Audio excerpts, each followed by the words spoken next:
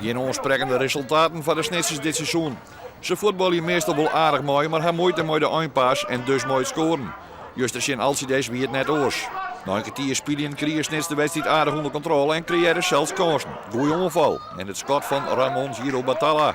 Maar het wordt makkelijk pakt door keeper Pieter IJzerman van Alcides. Alcides stiert net van neer op het vierde plak in de Haatklasse C. En ze krijgen terug de volle ronde. En terug miscommunicatie verlaten ze op het middenveld. En zo ontstaat deze onverwachte kans van Stefano Assenberg.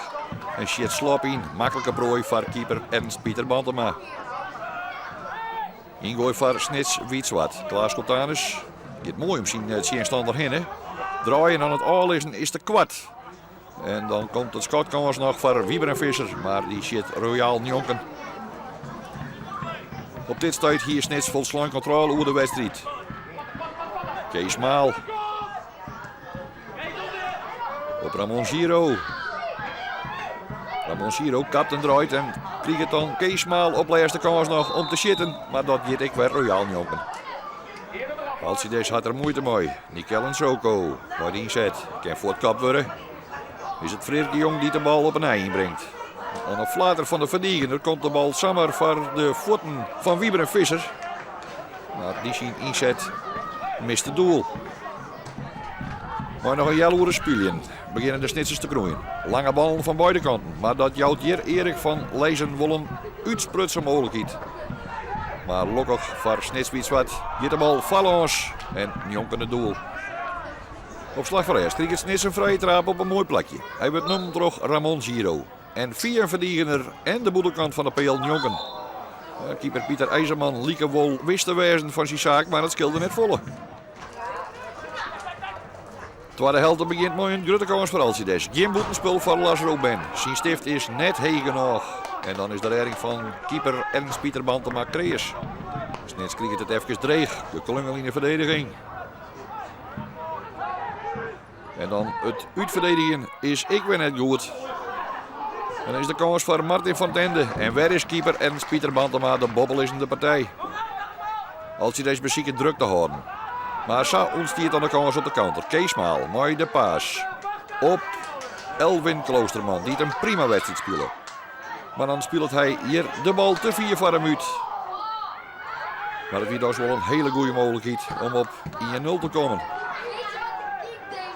Het is dan wel duidelijk waar het scoort, die wint de wedstrijd. Björn Zwicker en dan de goede ontsluiting. Maar dan werd de lange bal. Maar die wordt goed controleren door invaller Bakker. Maar zijn aanwerking is lokkig voor Snits net al te best. Alcides zocht hield dit vaker de lange bal. En die komt hier dan goed om bij Björn Zwicker. Maar dan is dat de redding van Ernst Pieter Bantema. En die mooie wijze, Samuel het lokken voor Snits 0-0. Snits loert mooi 2 naar je meest in het veld op de counter. Dat is de onderschepping. En dan is invaller Erwin Zwartvoort. Loopt hier sterk onder de bal. En dan is de paas op Sido Grin, de oorinvaller, echt goed. Maar zijn inzet is viersten te wild. Wat een mogelijkheid liet Snits hier lezen. En dan komt de uittrap van de keeper. Voet en dadelijk bij de Snitsers. En in 20 seconden ontstaat de tweede grote kans. Maar ook Klaas Cotanus is net trek genoeg in zijn aanwerking. Beide ploegen zitten er dan terug in. Maar het slotakkoord is voor Alcides. Martin van het Ende. Die kreeg hier de mogelijkheid om het 3 punt mooi te nemen voor Alcides. Maar hij mist. En zo eindigt het in 0-0. En mooi Snits misschien wel blij wezen, mooi een punt. Zo'n wedstrijd wel. Tuurlijk van tevoren wist gewoon elke wedstrijd is nou cruciaal en moet gewoon 3 punten pakken.